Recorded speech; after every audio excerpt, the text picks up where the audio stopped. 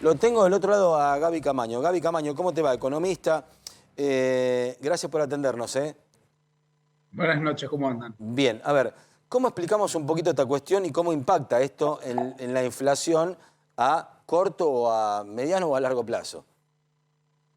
Eh, es un aumento que va a ser un 96%, digamos. Ujú. 40 y 40 acumulativo te da 96. Sí. La inflación va a estar en torno a esos niveles o mayor, con lo cual te diría que es un aumento de tarifas tendiente a que la tarifa del colectivo de la Ciudad de Buenos Aires, en el AMBA, Sí. no se siga atrasando respecto del promedio del resto de los bienes y servicios y que por lo tanto mantener los subsidios, que los subsidios no se sigan incrementando. Siempre hay que entender eso, digamos, lo que no paga el usuario lo paga el Estado con la recaudación, lo paga el resto de los contribuyentes de alguna otra manera, no es que no está cubierto, digamos, en el costo. Hoy el usuario estaba pagando entre un 10 y un 20%, más cerca del 10 que del 20 del costo de llevarlo, Sí. y lo que busca este aumento es que eso no se vuelva a atrasar.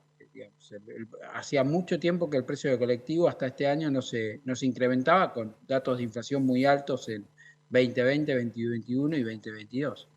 El Estado con esto, ¿qué ahorra o qué deja de gastar, básicamente? ¿O qué gana? Ahorra no gastar más. Más te digo, como que está en línea con la inflación. Digamos, para que se reduzcan los subsidios debería aumentar más que la inflación.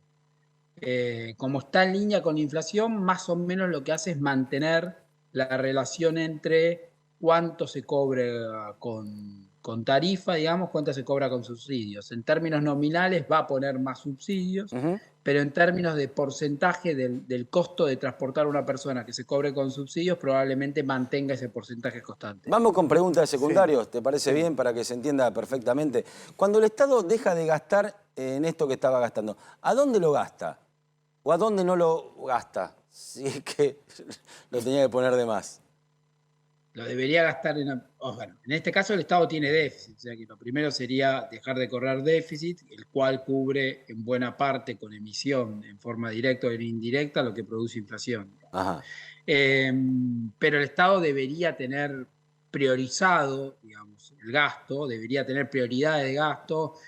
Uno cuando piensa eso dice, bueno, lo primero que tiene que gastar el Estado es en seguridad, educación, salud, y después debería venir, si querés subsidiar, una vez que tenés bien cubierto ese gasto, después deberíamos pensar en otras cosas, como por ejemplo subsidiar el transporte. Recordemos que igual se mantiene la tarifa social, igual seguís teniendo el esquema de descuentos por combinaciones o por Sí. Sí. que había impuesto dietrich, digamos. Si vos te tomás el tren, después te tomás el colectivo, después te tomás el subte, vas recibiendo descuentos, Ujú. primero de un 25, después de un 50. Eso sigue todo vigente. Sí. Sí, Ale. Había una idea, Gabriel, en un momento de dejar de subsidiar a las empresas, porque además está bastante cuestionado de si realmente ese subsidio es el que corresponde, cuánto gastan las empresas, digamos, ahí hay un agujero negro que no está muy claro. Decía, dejar de subsidiar a las empresas y subsidiar a las personas, a los que realmente necesitan para viajar. ¿Es practicable, es impracticable esto? ¿Se podrá llevar alguna vez adelante o es impensado?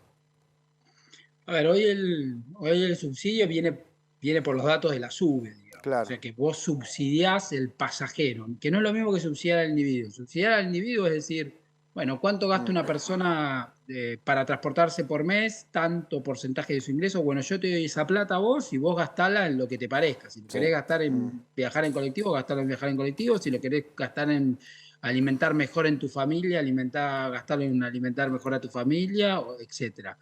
Eso sería, digamos, un subsidio, en vez de subsidiar determinados consumos, subsidiar el ingreso, dar un subsidio de ingreso.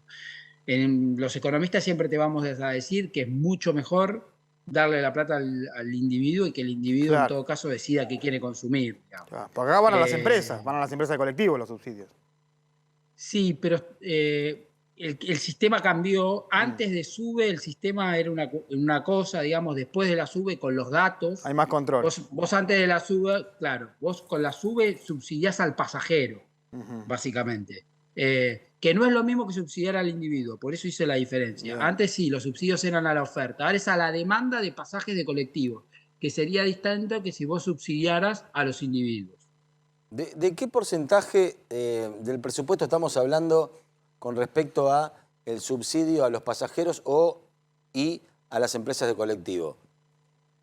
No, mira, hoy los subsidios económicos están en 3,5 puntos del producto, digamos, y el transporte no es el grueso, es un poquito menos de 1 punto del producto, transporte de pasajeros, que no es solo el ómnibus. Recordemos que el subsidio al transporte son los colectivos, es el transporte suburbano, el transporte en ferrocarriles suburbanos, que tiene un porcentaje mucho mayor de subsidio, por ejemplo. El AMBA no es solo el colectivo lo que está subsidiado. Los trenes que mueven mucha gente del conurbano a capital o dentro de las mismas paradas del conurbano tienen un subsidio mucho más alto, digamos, en porcentaje. Pero estamos hablando de un poco menos de 1 punto del producto. El grueso de los subsidios económicos es energía y gas. Bien, con todo este lío, con toda esta telaraña que hay, pongo en cuestión la pregunta, sin olvidarnos del tema del aumento de los pasajes de colectivos. ¿Cómo solucionamos el tema y en cuánto solucionamos el tema de la inflación en la Argentina? Bueno, el problema que tenés es ese. Hoy buena parte, digamos, para solucionar la inflación de forma sostenible tenés que dejar de correr un déficit que no podés financiar con otra cosa que no sea emisión. El problema que tenés es que buena parte de ese déficit se corre subsidiando este tipo de cosas. Entonces, en el corto plazo, bajar el déficit sube estos precios que juegan arriba de la inflación. A la larga no tenés otra forma de bajar la inflación que hacer estos ajustes.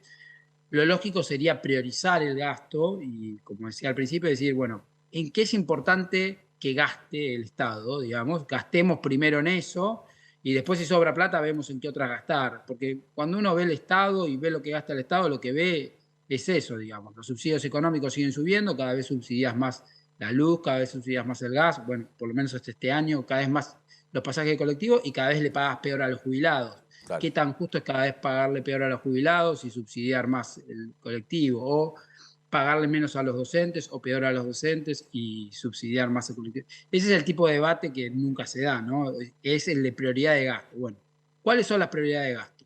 ¿Qué es lo primero que tengo que gastar? ¿Qué es en lo segundo? Y si sobra, bueno, veo.